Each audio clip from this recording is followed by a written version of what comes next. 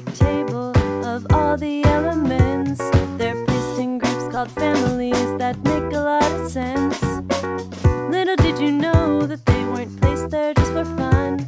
Their spot tells you what they will do when you start a reaction. Elemental, they make up everything, you know they're fundamental. Even though they can't be seen, yeah, they're experimental. You can see them reacting, it isn't accidental. Cause can't stop what's elemental.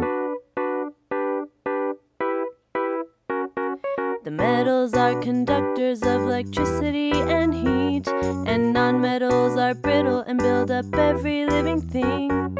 Metalloids are able to act like either one.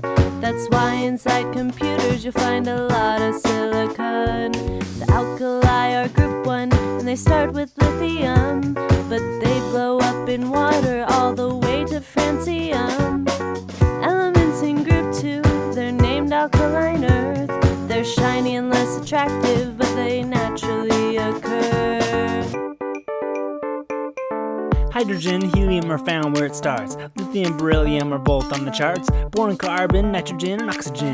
Fluorine and neon round at the top 10. Periodic table of elements. I know it, please don't test my intelligence. HELIUM, BCNOFNE. Sodium comes next in the magnesium. Why do all these elements end in yum? Maybe it's cause it tastes quite delicious. Probably not. Aluminum, silicon, phosphorus. Periodic table of elements. Check your lab for the latest developments.